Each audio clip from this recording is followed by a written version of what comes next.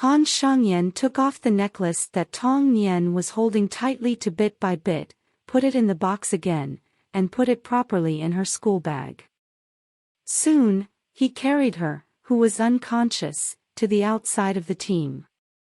At this time, Blueberry and her husband had already driven there to pick up Tong Nian.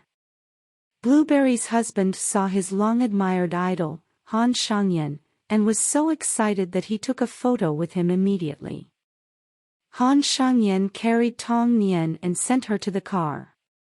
During this period, Blueberry repeatedly asked him if he really fell in love with Tong Nian. However, Han Shangyan said that he should have a good time with Tong Nian, and there would always be feelings after a long time. Soon, Blueberry and the others sent Tong Nian back to her home. Han Shangyan returned to his team, feeling restless in the conference room, and he recalled the scene of getting along with Tong Nian just now. After a while, he couldn't take it anymore, and threw a manuscript out, and ordered the team members to write it again.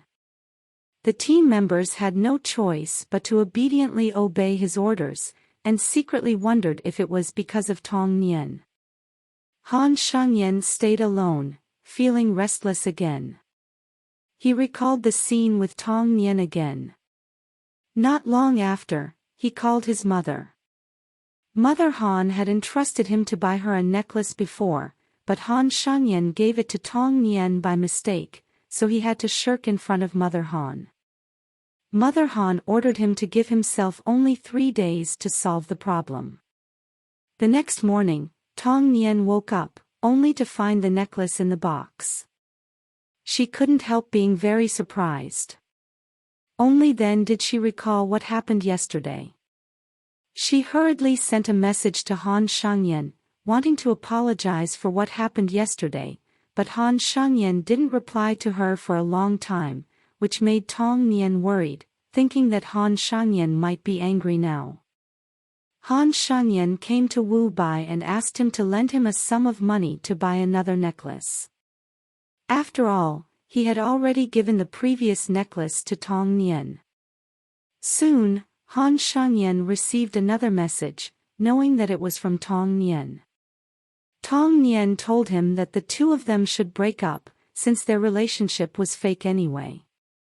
Not long after sending the message, Tong Nian cried herself, because after all, she was really reluctant to give up this relationship. Han Shangyan hesitated for a while after receiving the news, but finally sent a message of agreement. On the other side, after putting down the phone, Tong Nian finally cried uncontrollably. Wu Bai successfully transferred a sum of money to Han Shangyan. On the other side, Tong Nian walked out of her room. Tong's father found that she had already cried, and hurriedly comforted her.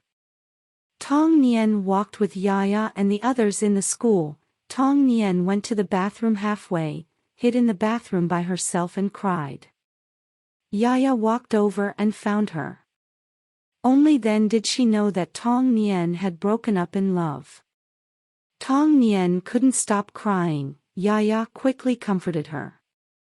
She also said that it would be good if she could recognize a scumbag. But Tong Nian hurriedly explained that Han Shangyan was not a scumbag.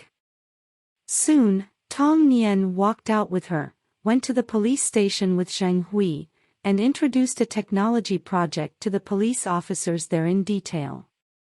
Soon, Yaya and Tong Nian came to another restaurant. Tong Nian started eating and drinking because of her broken relationship, looking very absent-minded.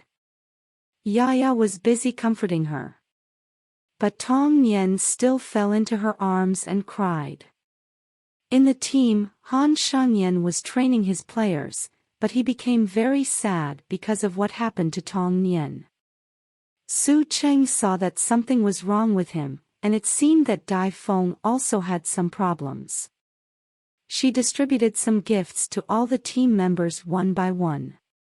In the end, she handed another gift to Han Shangyan, saying that it was from Xiao Ai, and asked him to give it to Tong Nian. At night, Han Shangyan stayed alone in his room, doing hand speed tests boringly. In the end, he accidentally saw a folder Tong Nian put on the computer, and found a lot of photos of himself taken by Tong Nian. He couldn't help being very surprised, and said, "Where did Tong Nian get it?" Han Shangyan came to Dai Feng's room, only to find that Dai Feng was crying alone there, so he immediately asked. Dai Feng told him that his parents at home were divorced now, and they still didn't want him. Han Shangyan tried to comfort him, but Dai Feng turned his back and didn't want to talk to him. Han Shangyan sat down alone, took out the candy and ate it, trying to soothe his emotions. When Dai Feng saw him, he persuaded him funnily, "Don't eat so much sugar, it's easy to get diabetes." Han Shangyan couldn't help recalling that his parents divorced when he was very young, so he also felt the same way as Dai Feng. When Dai Feng heard this, his mood eased a little, and he started talking to Han Shangyan. In the team, Su Cheng told Han Shangyan that the team was going to take a promotional photo recently, so he must pay attention to it. Afterwards, Han Shangyan told Su Cheng to show her maternal love and take care of Dai Feng. After all, his parents were divorced now. Han Shangyan returned home, but Grandpa Han called him over angrily again.